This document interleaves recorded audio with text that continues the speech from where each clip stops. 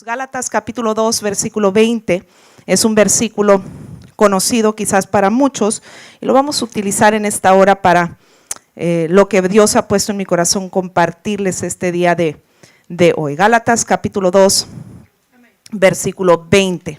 Si tiene su Biblia y si no lo puede ver, yo creo en la pantalla lo van a poner. Gálatas 2:20, en la Nueva Traducción Viviente dice de la siguiente manera: mi antiguo yo ha sido crucificado con Cristo.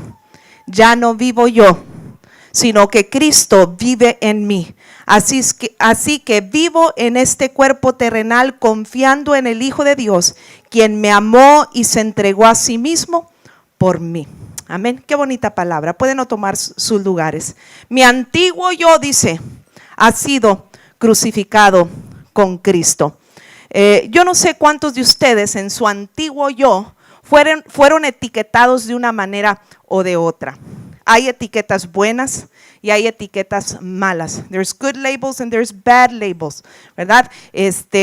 Hay etiquetas so, ¿verdad? Que depende, ¿verdad? Si son buenas, pueden ser malas, pero de repente alguien dice, ¿conoces a fulanito o a sutanita? Dice, ay, sí, es muy amable.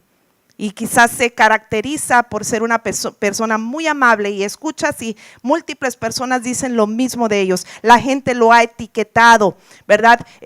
Como ser una persona amable. De repente dice, ay, sí, es muy trabajador o es muy trabajadora. Esa etiqueta nos gusta, ¿verdad? De repente a mí me dicen que en inglés que I'm a workaholic, ¿verdad? Que soy una adicta al trabajo. No sé si es bueno o si es malo, ¿verdad? De repente yo voy a la Biblia y siento como que me parezco a veces más a Marta que a María y yo sola me tengo que exhortar, ¿verdad? Pero sí, en estos días estábamos los niños y yo a la mesa en la casa platicando sobre los 5 lenguajes del amor y quiénes éramos, dónde nos identificábamos cada quien, ¿verdad? Y entonces ya después de que todos dijeron, no, pues yo me parezco más a este y yo a este y así, y entonces le dije, adivinen cuál soy yo, y todos unánimes en mi familia dijeron, ¿verdad? Actos de servicio, ¿verdad? Que hay un estudio que habla de los 5 lenguajes de amor, ¿verdad? Y cómo tú interpretas a alguien cómo te sientes amado cuando alguien me ayuda en la casa a hacer el quehacer. Eso para mí es amor, ¿verdad? Entonces, ¿por qué? Porque a veces tenemos etiquetas, ¿verdad? Yo a veces me etiquetan como una workaholic, ¿verdad? Como una adicta al trabajo. No puedo estar quieta, ¿verdad? Aun cuando tengo un tiempo de esparcimiento, me vas a encontrar sacudiendo el peinador, separando las cositas dentro del cajón, en Ziplocs, etcétera, ¿verdad? Soy adicta al Ziploc también. Pero bueno, esa es otra historia. Pero tenemos etiquetas, ¿verdad? La gente nos etiqueta de una forma o de otra. Hay etiquetas malas. El peleonero. La conflictiva, la vecina regañona, los niños dicen, la vecina que nos regaña porque se va el balón ahí no, aquí no hay de esos, ¿verdad? Y el perdedor, muchos fueron etiquetados de niños, ¿verdad? No sirves para nada, nunca vas a lograr nada, eres un tonto, eres una tonta, y nos ponen etiquetas de tonto, de tonta, de perdedor, basura, eres una basura, ¿verdad? Los padres te trataron, el padrastro, la madrastra te trató como una basura, y ahora el esposo o la esposa te trata como una basura, y desafortunadamente muchas veces nos apropiamos de esas etiquetas. No es nada más que la gente nos etiquete de una manera. A veces escuchamos esas etiquetas tanto, que nos apropiamos de esas etiquetas, y cuando tú te apropias de una etiqueta, eso te va a frenar.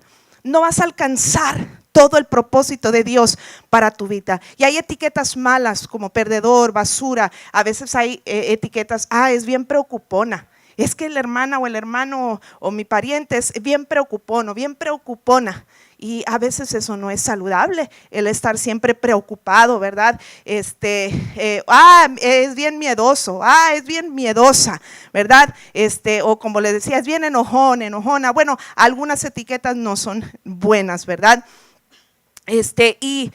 La Biblia, lo extraordinario de la Biblia es que Dios sabía que íbamos a pasar por esas experiencias donde íbamos a recibir etiquetas en nuestras vidas, ya sea que nos las impusieron, ya sea que nos las adoptamos, o que el enemigo nos ha engañado, que haciéndonos pensar que ese eres tú, que esa soy yo. Pero la Biblia nos da palabra para contrarrestar esas ideas y poder darnos la identidad que nosotros debemos de tener en Cristo, porque esa etiqueta que tú tienes no te define, esa etiqueta no te debe de definir, esa etiqueta puesto no tiene por qué definirte. La Biblia dice en este versículo, lo leo nuevamente: mi antiguo yo ha sido crucificado con Cristo. Quizás sí era un perdedor, quizás sí era una miedosa, quizás sí era un don nadie, quizás sí era un enojón y un mal hablado, y quizás sí era esas cosas, pero ahora estoy en Cristo, he experimentado el poder de la cruz en mí, y dice: mi antiguo yo ha sido también crucificado. Y cuando el antiguo yo fue crucificado, junto con ese antiguo yo también fueron crucificadas cada una de esas etiquetas que el enemigo ha querido imponerte. ¿Cuánto lo creen? Mi antiguo yo ha sido crucificado con Cristo. Ya no vivo yo. A lo mejor sí era ese yo, pero ya no vive ese yo. Ese es el antiguo hombre. Ya no vivo yo, sino que Cristo vive en mí. Así es que vivo en este cuerpo terrenal confiando en el Hijo de Dios, quien me amó y se entregó a sí mismo por mí. Hay una razón por qué esa etiqueta ya no tiene que ser parte de mi identidad. Hay una razón, y esa razón se llama la gracia de nuestro Señor Jesucristo. Ese amor incondicional que Él nos tuvo, que los llevó hasta dar su vida por nuestro rescate, por perdonar nuestros pecados y cambiar esa antigua manera de vivir y hacernos unas nuevas criaturas. Cuando vas al Evangelio según San Juan, usted lo puede leer todo en su propio tiempo, pero vamos a leer un poquito cómo la palabra de Dios se refiere a los que han creído en nuestro Señor Jesucristo. San Juan capítulo 3, donde encontramos también el texto más famoso de la Biblia, ¿verdad? San Juan 3:16. Pero si leemos todo el contexto, usted va a descubrir qué obra tan más extraordinaria ha sucedido en nuestras vidas cuando venimos a nuestro Señor Jesucristo. San Juan capítulo 3, el versículo, vamos a leer, dice el versículo 16: pues Dios amó tanto al mundo que dio a su único Hijo para que todo el que crea en Él no se pierda, sino que tenga vida eterna. Dios no envió a su Hijo al mundo para condenar al mundo, sino para salvarlo por medio de Él. Quizás por esa etiqueta, ¿verdad?, que pesaba sobre ti, merecías la condenación. La Biblia dice que la paga del pecado era la muerte, pero la dádiva de Dios, que es Cristo Jesús, el Hijo de Dios, Dios mismo hecho carne por amor a ti, por amor a mí, nos ha hecho merecedores de ser nuevas criaturas. Dice el 12: ahora bien, si no me creen cuando les hablo de cosas terrenales, ¿cómo creerán si les hablo de cosas celestiales? Juan 1:12, creo que es el que iba a leer también. Me equivoqué, dije 3. Pero en el capítulo 1, versículo 12: pero a todos los que creyeron en Él y lo recibieron, los dio el derecho de llegar a ser hijos de Dios. No éramos hijos, estábamos condenados a causa de nuestros delitos, de nuestros pecados, de nuestras debilidades, de los errores de nuestro pasado, ¿verdad? Estábamos etiquetados, pero si creemos en el Hijo de Dios, que Él vino y murió para perdonar nuestros pecados, podemos arrepentirnos y tener la oportunidad de nacer de nuevo. Todo el capítulo 3 nos habla de ese concepto de nacer de nuevo. Somos nuevas criaturas.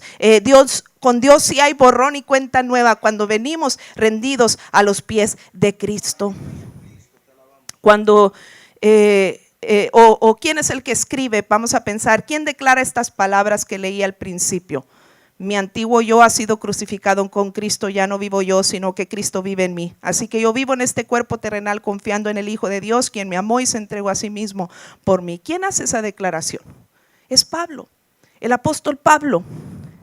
Él también tenía un pasado y sobre él pesaban muchas etiquetas negativas. El viejo hombre de Pablo era un hombre violento, era conocido por ser un hombre violento. Un hombre asesino que perseguía a los cristianos y los mataba. Promotor de la persecución de los cristianos de la iglesia primitiva en el libro de los Hechos. Ese era Pablo, un hombre violento, un hombre asesino, un hombre farisaico, increíble pero cierto. Era un hombre muy religioso, muy estudioso en lo secular, pero también en lo religioso. Era fariseo, era fariseo. Los fariseos se autoproclamaban justos. Es decir, ahora en la mañana también se habló un poquito acerca de esto. Eran hipócritas según las profecías de Isaías. Gente hipócrita que predicaban una cosa, pero sus acciones eran otras. No vivían lo que predicaban. Y le exigían a la gente demandas y cosas de hombres, no de Dios. Se autoproclamaban justos, ellos mismos se alababan por considerarse santos y religiosos. Y esas eran las etiquetas de Pablo: violento, asesino, farisaico. Así lo conocían al apóstol antes de ser Pablo, cuando era Saulo. Pero ¿sabe qué? Cuando él tuvo un encuentro personal con Jesucristo en el capítulo 9 del libro de los Hechos, cuando él se arrepintió de corazón delante de Dios y reconoció que al que perseguía era a Jesucristo mismo y que tenía que cambiar su mensaje, y cuando él hace esa entrega genuina delante de Dios, en la cruz se clavó se clavó el viejo hombre. Ese hombre violento, asesino, farisaico, quedó clavado en la cruz, y el viejo hombre quedó atrás, y ahora era una nueva criatura en Cristo Jesús. Y junto con el viejo hombre también quedaron clavadas en esa cruz cada una de esas etiquetas que él antes portaba. Y ahora la única etiqueta que le importaba a Pablo, según este versículo, era la que dice: Cristo vive en mí. Dele un aplauso al Señor. Ya no soy violento, ya no soy farisaico y religioso, ya no soy asesino y perseguidor de los cristianos. Ese era antes, pero ahora soy una nueva criatura en Cristo, y la etiqueta que ahora yo asumo y yo adopto es que ahora Cristo vive en mí. Cristo vive en mí. De la misma manera que con Pablo, ni tu pasado ni tus etiquetas te deben de definir. Mire, Pablo se podría haber quedado allí apenado. Ay, Señor, perdóname, me equivoqué todos estos años, todo este tiempo, creyendo estar haciendo lo correcto en base a mi religión, creyendo estar actuando debidamente, y en ese error pues asesiné muchas personas y autoricé el asesinato de muchas personas. Perdóname, me arrepiento de corazón, pero qué vergüenza, yo ya no puedo hablar en público, ya no puedo salir ¿verdad? Y dar la cara por todo el pasado que yo hice, porque también el enemigo utiliza esa herramienta y nos tiene estancados. ¿Por qué? Porque Dios ya te perdonó y ya quitó la etiqueta, pero ahí vamos nosotros a volver a tomar la etiqueta. La Biblia dice que cuando Cristo perdona nuestros pecados, los sepulta a lo más profundo de la mar, pero alguien también dijo que los cristianos a veces somos los mejores buzos, the best scuba divers, porque ahí vamos y nos echamos el clavado a donde Dios tiró, en lo más profundo de la mar, donde ya ni Él se acuerda, y vamos y sacamos el pasado. Y el día escuchamos la voz del enemigo queriéndonos volver a poner esa etiqueta que no tiene ni debe definirte. Y te dice: ay, tú, ¿y de cuándo acá puedes empezar a enseñar, a predicar, a testificar, a cantar, a participar, a servir? Tú no puedes. ¿Por qué? Porque mira lo que tú eras, te dice el diablo. Mira lo que hiciste, mira cómo hablabas, la gente te conoció, cómo eras antes. Eras el vecino que nadie quería, ¿verdad? Que nadie quería cruzar palabra porque eras muy feo, eras muy fea en tus formas, qué sé yo. Y ahí a veces el diablo nos tiene sin avanzar. ¿Por qué? Porque Dios nos ha perdonado, pero nosotros insistimos en adoptar esas etiquetas que no deben de definirnos. Cristo vive en mí, y esa es la única etiqueta del momento en en que entregamos nuestra vida a Cristo, esa es la etiqueta que debemos de adoptar. Cristo vive en mí. Las cosas viejas pasaron, dijo el apóstol Pablo en 2 de Corintios 5:17. Las cosas viejas pasaron, he aquí, todas son hechas nuevas. Y en la misma manera, tú y yo tenemos que adoptar ese principio. Yo no puedo ser definido por el pasado, por el viejo yo. Ahora soy una nueva persona en Cristo y de aquí en adelante es lo que importa. Cristo vive en mí. Soy un hijo, soy una hija de Dios. No era hijo, no era hija, pero ahora lo soy y ahora soy especial en las manos del Señor. Lo mismo aplica a nuestras vidas. No eres definido ni por tu pasado, ni por tus luchas, ni por tus debilidades, porque a veces seguimos luchando con algunas cuestiones, pero cuando estamos sometidos a Cristo, en Cristo somos más que vencedores, y esas debilidades y esas luchas con las que lidiamos no tienen por qué seguir definiéndonos. ¿Qué hacer entonces? ¿Qué son algunas recomendaciones que podemos adoptar para eliminar las etiquetas que a veces nos cuesta tanto sacar? Porque a Dios no le cuesta nada. Él ya hizo lo máximo. Él dio su vida por nosotros. Es por la cruz. En esa cruz Él ya crucificó el viejo hombre y todas las etiquetas. Pero ¿cómo eliminar esas etiquetas? ¿Cómo hacer que esas etiquetas no nos definan? ¿Qué podemos hacer para contrarrestar esa artimaña del enemigo que quiere que vuelva y retome algunas de esas etiquetas? Número 1, humillarse. Humillarse. Les decía, Dios restauró al apóstol Pablo, era un asesino. Ay, ¿puede haber salvación para un asesino? Pues ahí está en la Biblia, Pablo tuvo salvación. Pero hubo un ingrediente que todas las personas que Dios les dio una segunda oportunidad y de quien Dios crucificó el viejo hombre y les quitó las etiquetas, hubo un factor en común: todos se humillaron delante de Dios. Los que no se humillaron pagaron las consecuencias. Hubo gente como Saúl que cometió errores, pero no se humilló y se enorgulleció y no quiso reconocer su falta, no se humilló y murió por su propia espada. El rey ungido de Dios, pero que a causa de su orgullo y soberbia y el no quererse humillar, su arrogancia, le causó la muerte por su propia espada. Sin embargo, otro rey, David, que también cometió errores, Dios le dio la oportunidad de redención. Y ahorita voy a mencionar también, pero un factor en común de esos personajes era el humillarse. En la Biblia encontramos en Lucas capítulo número 7, si quiere ir conmigo allí. Lucas capítulo número 7, el versículo 36 en adelante, encontramos la historia fascinante de esta mujer del frasco de alabastro. Creo que yo lo mencionaba en estos días pasados también en una prédica, pero vamos a ver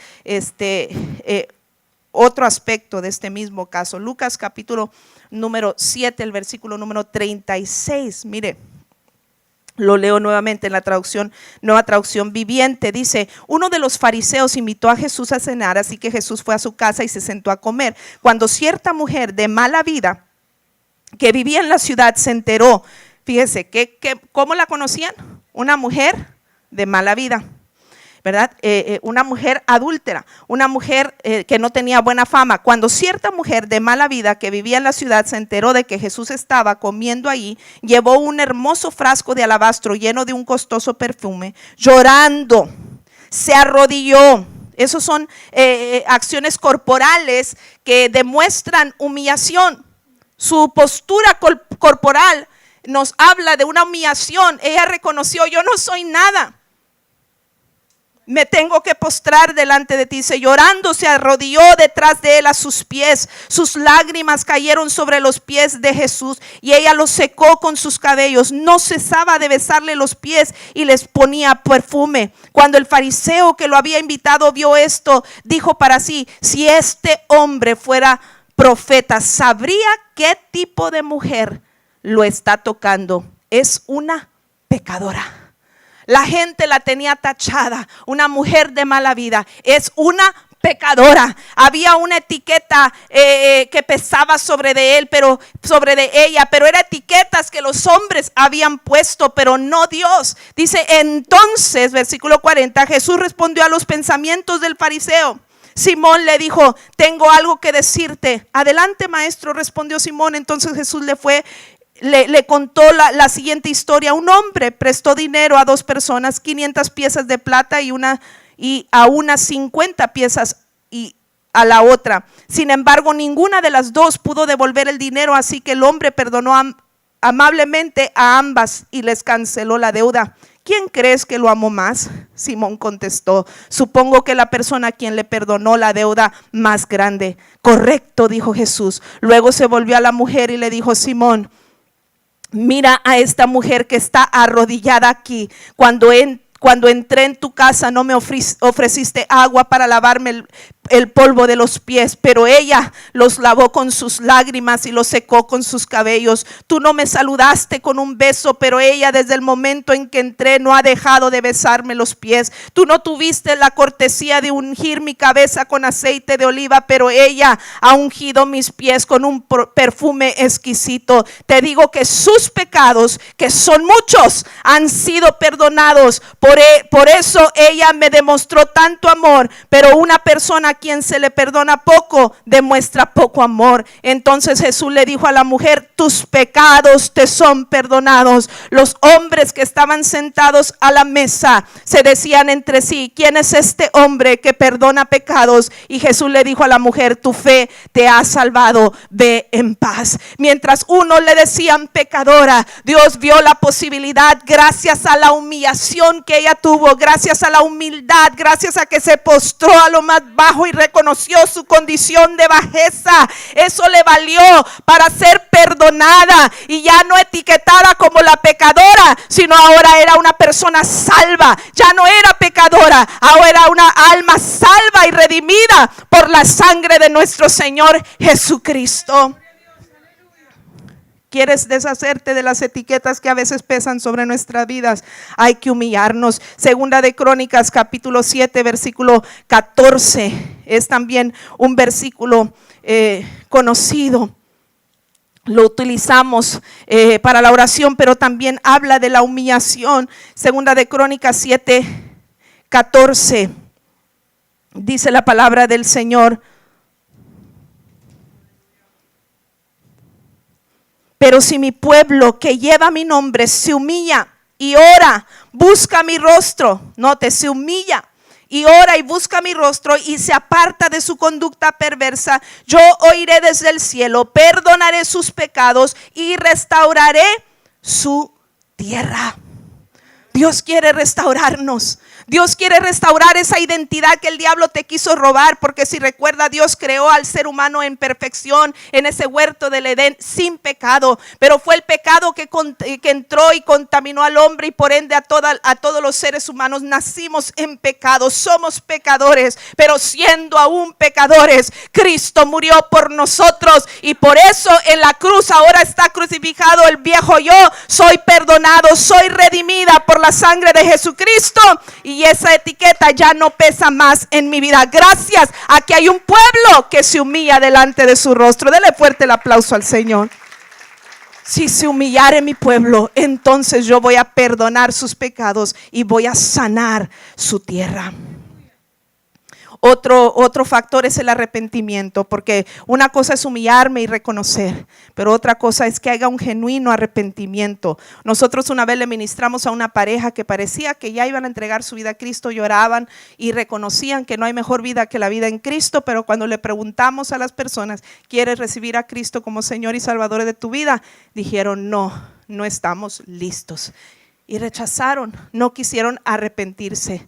Reconocían su condición, pero no se quisieron arrepentir. En la Biblia encontramos el caso de David, muy conocido, y no voy a entrar en muchos detalles, solo en generalidades. Usted conoce la historia del rey David. Él milagrosamente Dios lo llevó al reino después de ser un simple pastor de ovejas y después de vencer de una manera extraordinaria a Goliat. Crece su fama y Dios finalmente le da el trono.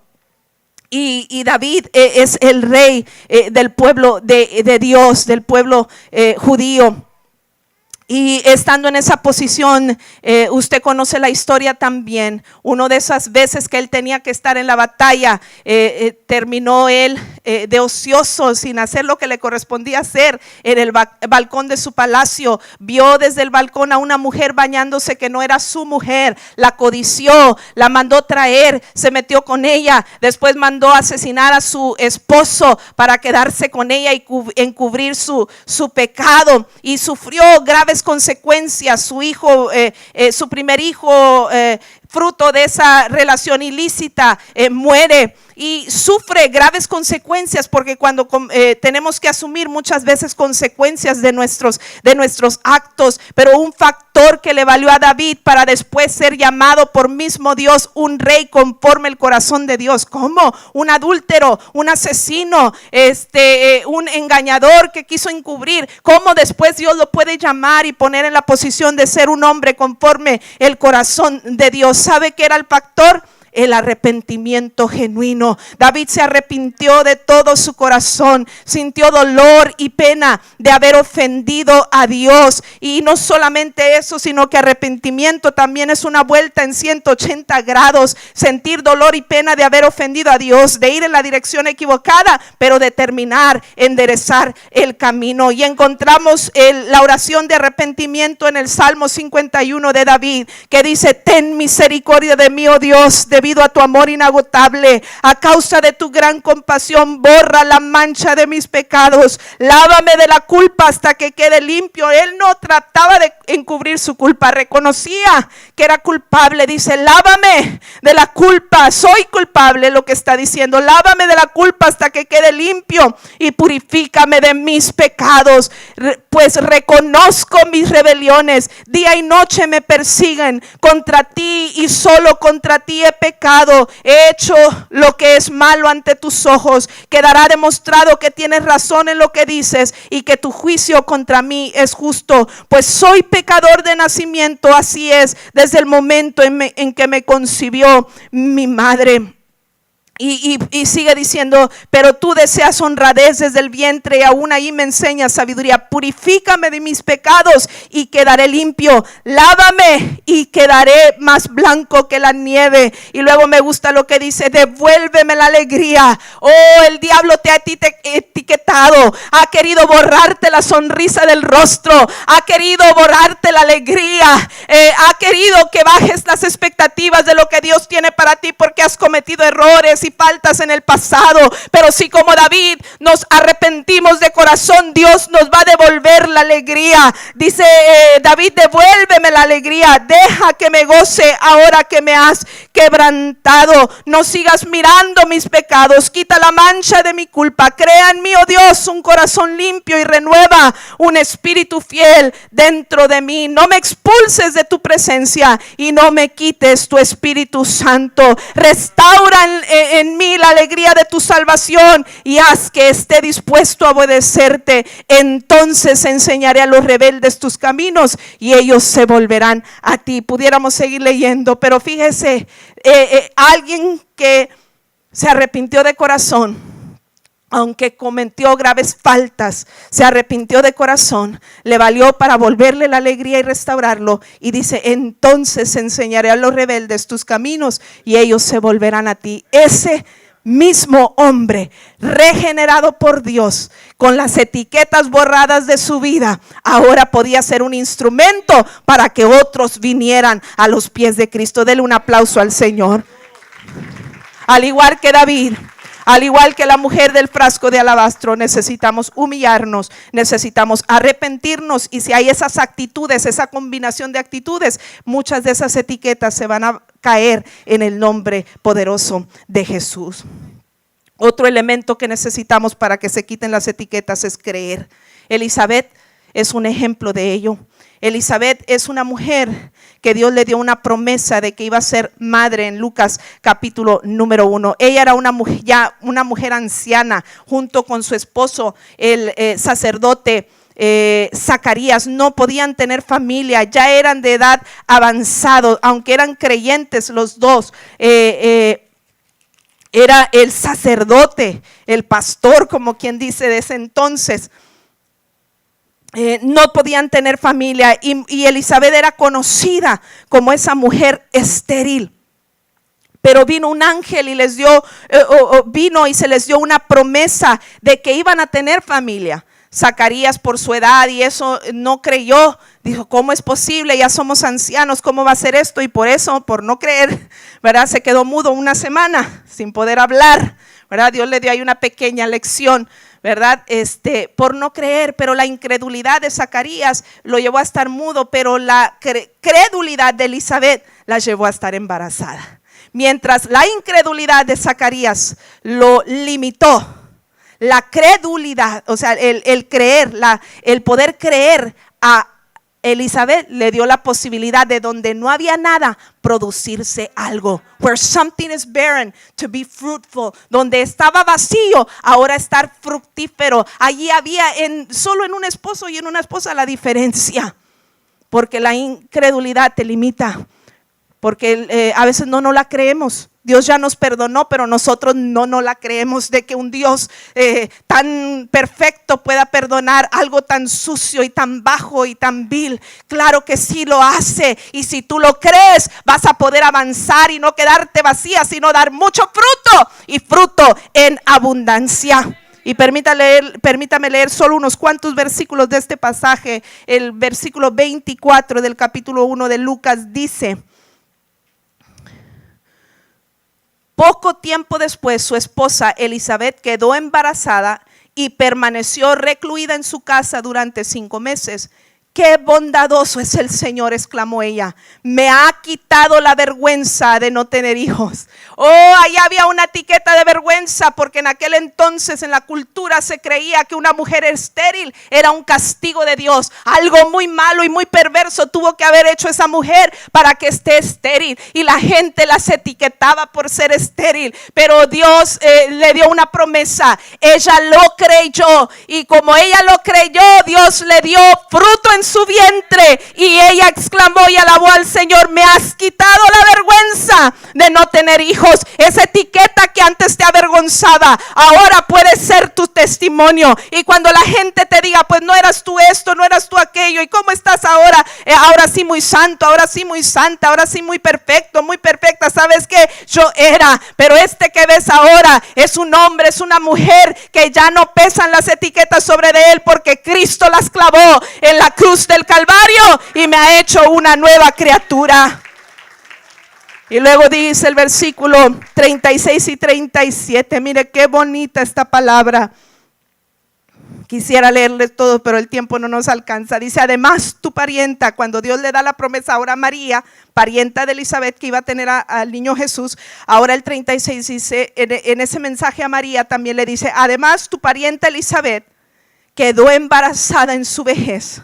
Porque mientras unos decían qué vergüenza, otros decían ay qué vieja, qué anciana, ¿verdad? Y también esas son etiquetas que a veces pesan. Ay, tú ya no puedes, ya para qué, ¿verdad? Pero mira, dice Elizabeth tu parienta quedó embarazada en su vejez. Antes la gente decía que ella era estéril, pero ha concebido un hijo y ya está en su 6º mes de embarazo. Pues nada es imposible para Dios. Denle un aplauso al Señor. Nada. Otra versión, la Reina Valera, si no me equivoco, dice: la que llamaban estéril, a la que llamaban, a la que etiquetaban estéril, ahora ha dado a luz a un hijo. Ahora está en su 6º mes de embarazo. Va a dar a luz un hijo. Y la Biblia dice que Dios le dio una promesa: va a ser un hombre grande, lleno de Dios. Y conocemos ese hijo, era Juan el Bautista, que llegó a ser el que preparó el camino para el Mesías, nuestro Señor Jesucristo. ¿Por qué? Porque nada, dice, es imposible para Dios. Mientras el mundo dice no puedes, no vales, no sirves, siempre vas a ser el mismo, siempre vas a ser la misma, Dios destruye esos conceptos. Mire, 1 Corintios capítulo 1 versículo 18, este pasaje de 1 Corintios es uno de mis favoritos. Dice de la siguiente manera, el 18 en adelante: el mensaje de la cruz es una ridiculez para los que van rumbo a la destrucción, pero nosotros que vamos en camino a la salvación sabemos que es el poder mismo de Dios. El poder de la cruz para otros es ridículo, pero para nosotros es poder para salvación. Sabemos que es el poder mismo de Dios. Como dicen las escrituras, destruiré la sabiduría de los sabios y desecharé la inteligencia de los inteligentes. Así que ¿dónde deja eso a los filósofos, a los estudiosos y a los especialistas en debates de este mundo? Dios ha hecho que la sabiduría de este mundo parezca una ridiculez. Fíjese qué interesante. El mundo dice qué ridículo, pero la sabiduría de Dios dice no, el ridículo eres tú, porque esto es poder de Dios para transformación de vida. O la Reina Valera dice, ¿dónde está, oh sabio, o el sabio o el disputador de este siglo? ¿No ha enloquecido Dios la sabiduría de los hombres? It might blow people's mind away. A lo mejor va a volarle los sesos a alguien. No lo entiendo. No puedo creer que es el mismo, que es la misma. El ex drogadito, la ex prostituta.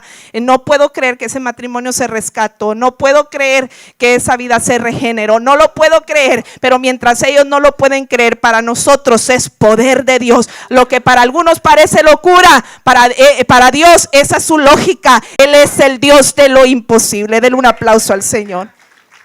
Todo lo que tienes que hacer es creer. Elizabeth se le dio una promesa, ella lo creyó y ahí estuvo el resultado. Las etiquetas fueron quitadas y el poder de la cruz le dio una oportunidad de experimentar su milagro. Y por último, si pasan los músicos, pelear. Otra cosa que te va a ayudar a quitarte esas etiquetas es luchar, es pelear. Encontramos en la Biblia, bueno, dos cosas me faltan. Pelear. Jacob encontramos en Génesis capítulo 32, versículo 27 y 28. Vaya conmigo allí. Génesis capítulo 32. El versículo 27 y el versículo número 28 dice: tu nombre ya no será Jacob, le dijo el hombre.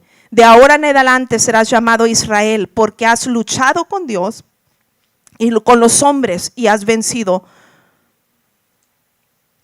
Porque has luchado con Dios y con los hombres porque desde el 27, dice, ¿cómo te llamas?, preguntó el hombre. Jacob, contestó él. Tu nombre ya no será Jacob, le dijo el hombre. De ahora en adelante serás llamado Israel, porque has luchado con Dios y con los hombres y has vencido. Y déjeme le resumo breve la historia de Jacob. Jacob tenía a su hermano gemelo Esaú. Y con engaños y mentiras robó la primogenitura de su hermano. La bendición que los padres en esa cultura daban a los hijos, que les marcaba de por vida, él robó con engaños la primogenitura de su hermano. Jacob significa usurpador o ladrón. Usurpar un lugar que no le corresponde y robar, ladrón. Eso es lo que significa Jacob. Pero llegó un momento donde Jacob en este capítulo tiene un encuentro con el ángel de Dios, o con un personaje divino que es tipo de Dios mismo.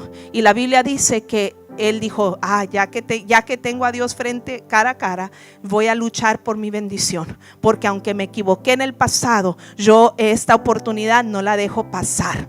Y él luchó con el ángel, o luchó con ese personaje divino hasta alcanzar su victoria. Lo he mencionado en otras ocasiones y aquí lo dice la Biblia, usted lo puede leer detenidamente. Tanto fue su lucha, dice que forcejearon tanto que le descoyuntaron o le lastimaron el pie, y de ese día en adelante Jacob anduvo manqueando. Y lo hemos dicho en otras ocasiones, no puedes tener un encuentro con Dios y seguir siendo el mismo, la misma. Cuando tú tienes un encuentro con Dios, no importa cómo te señale el mundo, cómo te etiquete el mundo, ya no eres esa persona, eres una nueva criatura en Cristo Jesús. Y todo fue consecuencia de pelear. El diablo va a pelear por tu alma. El diablo no se va a quedar de brazos cruzados. Ya el hermano, ya la hermana entregó su vida a Cristo, ya decidió ser cristiano, ya empezó a ir a la iglesia, ya dejó de ir a los antros, ya dejó los vicios, ya dejó las mujeres y las cosas ilícitas, ya dejó de robar, ya dejó de hablar malas palabras. pues ya ni modo, ya lo perdí. No, el diablo dice que tenemos un adversario, el diablo, que nos acecha todos los días. Él ha venido para matar, hurtar y destruir. Y es tu tarea, cuando Dios te perdona y te hace una nueva criatura, es tu tarea esforzarte. Dios le dijo en Josué 1:9, esfuérzate y sé valiente. Yo tengo estas promesas que cumplir contigo, ¿verdad? Yo te voy a dar todo lo que pisare la planta de tu pie, pero la condición es esfuérzate y sé valiente. Mira que te mando que te esfuerces, le dijo Dios, y sé muy valiente, y entonces yo voy a estar contigo, sí, te voy a respaldar, sí, te voy a dar la victoria, sí, vas a prosperar, sí, pero también tienes que esforzarte. Y eso implica, hermanos, ser intencionales en apartarnos de las cosas que nos son tentación, de alejarnos a veces de personas y amistades o lugares, costumbres, hábitos que no nos edifican y que no nos benefician en nada. Quieres preservar esa nueva etiqueta, que ahora Cristo vive en ti, que ahora eres una nueva criatura. Necesitas luchar y esforzarte por permanecer en el Señor. A Jacob le valió de tal manera que su nombre le fue cambiado a Israel. Y mientras Jacob significa usurpador y ladrón, Israel significa el que lucha con Dios. Y yo le quisiera agregar, lucha con Dios y ganó, y obtuvo el premio, y obtuvo el regalo. Vale la pena esforzarnos. No importa que haya mucha, a veces, de peer pressure, la presión que recibimos de las amistades, de los parientes, y por qué vas tanto a la iglesia, y por qué esto, y por qué lo otro. Hermano, esfuércese, haga oído sordo a esas palabras, y haga lo que la Biblia y la palabra de Dios nos esfuércese, pelee por hacer lo que le agrada a Dios, y eso le va a valer para que usted reciba su victoria, reciba su milagro, alcance su propósito y las bendiciones que Dios ha prometido para cada uno de nuestras vidas. Y por último, accione, hay que accionar. Ok, Dios te dice, ya no eres esto, ahora eres una nueva criatura en Cristo. Entonces empieza a actuar como tu nueva etiqueta. Empieza a accionar con tu nueva etiqueta. Y encontramos en Jonás, el libro del profeta Jonás, capítulo 3, mientras Jonás desobedeció a Dios y no quiso ir a predicar a Nínive, Dios le dio una segunda oportunidad, porque nuestro Dios es un Dios de segundas oportunidades. Y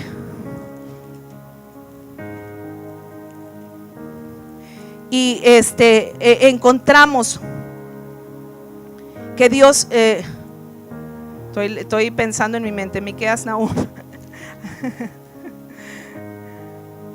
Dios le dio una segunda oportunidad a Jonás de poder enmendar sus errores, porque Dios es un Dios de segundas oportunidades. Bendito sea Dios por eso. Y Jonás capítulo 3 dice, el Señor habló por segunda vez a Jonás, la segunda oportunidad: levántate y ve a la gran ciudad de Nínive y entrega el mensaje que te he dado. Esta vez Jonás obedeció el mandato del Señor y fue a Nínive, accionó. Bueno, te perdoné, te ibas a morir en el mar, en la tormenta. Te dio oportunidad, te tragó un pez grande y luego te vomitó y te echó ahí a la orilla a la costa, y te salvé la vida, pero eso es con un propósito. Te cambié la etiqueta, pero es con un propósito, que ahora sí acciones de acuerdo a la voluntad de Dios. Dice, esta vez Jonás obedeció el mandato del Señor y fue a Nínive, a una ciudad tan grande que tomaba 3 días recorrerla toda. El día que Jonás entró en la ciudad, proclamó a la multitud: dentro de 40 días Nínive será destruida. Entonces la gente de Nínive creyó en el mensaje de Dios, y desde el más importante hasta el menos importante declararon ayuno y se vistieron de tela áspera en señal de remordimiento. Cuando el rey de Nínive oyó lo que Jonás decía, bajó de su trono y se quitó sus vestiduras reales, se vistió de telas ásperas y se sentó sobre un montón de cenizas. Entonces el rey y sus nobles enviaron el siguiente decreto por toda la ciudad: nadie puede comer ni beber nada, ni siquiera los animales de las manadas o de los rebaños. Tanto el pueblo como los animales tienen que vestirse de luto, y toda persona debe orar intensamente a Dios, apartarse de sus malos caminos y abandonar su violencia. Quién sabe, puede ser que todavía Dios cambie de padecer con contenga su ira feroz y no nos destruya. Cuando Dios vio lo que había hecho y cómo habían abandonado sus malos caminos, cambió de parecer y no llevó a cabo la destrucción que les había amenazado. Dios como quiera cumplió su propósito y no tuvo que usar a otro, sino a un hombre que tomó la segunda oportunidad y que accionó en esta ocasión y dijo: ahora sí le voy a obedecer. Quizás no lo hice en el pasado, pero se arrepintió, le pidió perdón a Dios, se humilló delante de Dios y accionó y actuó con su nueva etiqueta de enviado de Dios. Saulo, en el capítulo 8 de Hechos, este versículo que leíamos como introducción, póngase de pie. En el libro de Hechos, capítulo número 8, era perseguidor de los cristianos, conocido de esta manera. Dice Hechos 8:1: Saulo fue uno de los testigos y estuvo totalmente de acuerdo con el asesinato de Esteban. Y entonces comenzó una gran ola de persecución que se extendió por toda la iglesia de Jerusalén. Esto fue provocado y aprobado por Pablo. Pero dice el versículo 1 del capítulo 9: mientras tanto, Saulo pronunciaba amenazas en cada palabra y estaba ansioso por matar a los seguidores del Señor. Este era Saulo. Esta era su fama, esta era su etiqueta. Pero cuando llega a Damasco, tiene un encuentro con Dios y allí cae cegado, y Dios le habla a Ananías y le dice: ve y vas a orar por este hombre. Ananías no quería. ¿Cómo que voy a orar por este hombre si es un perverso, es un asesino, es un perseguidor de los creyentes? ¿Qué tal si voy y me mata a mí en ese lugar? Dice el 13: pero Señor, exclamó Ananías, he oído a mucha gente, fíjese lo que se oía de Pablo, he oído a mucha gente hablar de las cosas terribles que ese hombre les ha hecho a los creyentes de Jerusalén. Además tiene la autorización de los sacerdotes principales para arrestar a todos los que invocan tu nombre. El Señor le dijo: ve. Fíjese lo que dice Dios. Mientras la gente etiquetaba a Pablo de una manera, mire lo que Dios visualizaba para este hombre si se arrepentía. Dice, el Señor le dijo: ve, porque Él es mi instrumento elegido para llevar mi mensaje a los gentiles y a reyes, como también el pueblo de Israel, y le voy a mostrar cuánto debe sufrir por mi nombre. Dice el versículo 19 de este mismo capítulo, dice: Saulo se quedó. Después comió algo y recuperó las fuerzas. Saulo se quedó unos días con los creyentes en Damasco y enseguida comenzó a predicar acerca de Jesús en las sinagogas, diciendo: Él es verdaderamente el Hijo de Dios. Todos los que lo oían quedaban asombrados. ¿No es este mismo hombre que causó tantos estragos entre los seguidores de Jesús en Jerusalén?, se preguntaban. Y no llegó aquí para arrestarlos y llevarlos encadenados ante los sacerdotes principales. La predicación de Saulo se hacía cada vez más poderosa y los judíos de Damasco no podían refutar las pruebas de que Jesús de verdad era el Mesías. Denle un aplauso al Señor. No es este hombre que hacía esto y aquello, pero ahora dijo Dios: no te preocupes lo que dice el hombre. Yo digo: instrumento escogido mío es este. Yo lo he escogido. Gracias al poder de la cruz. Gracias al poder de la cruz. Cuando estés tentado a retomar alguna etiqueta, recuerda que eso le pertenece al viejo hombre. Y yo soy una nueva persona en Cristo. Esto significa, dice 2 Corintios 5:17 en la Nueva Traducción Viviente, esto significa que todo el que pertenece a Cristo se ha convertido en una nueva persona. La vida antigua ha pasado, una nueva vida ha comenzado. Dios quiere darnos una nueva vida. Dios quiere darnos un nuevo comienzo. Dios quiere darnos borrón y cuenta nueva. Pero tienes que hacer y adoptar estos principios. Humíllate delante de Dios si es necesario, y si no lo has hecho, arrepiéntete de corazón si no lo has hecho. Cree con todo tu corazón, pelea, pero también acciona, y el Señor va a respaldar esa actitud haciéndote una nueva criatura en Él, para que alcances todo lo que Él diseñó que tú seas, y también para los tuyos, porque tú puedes ser fuente de bendición para los tuyos también.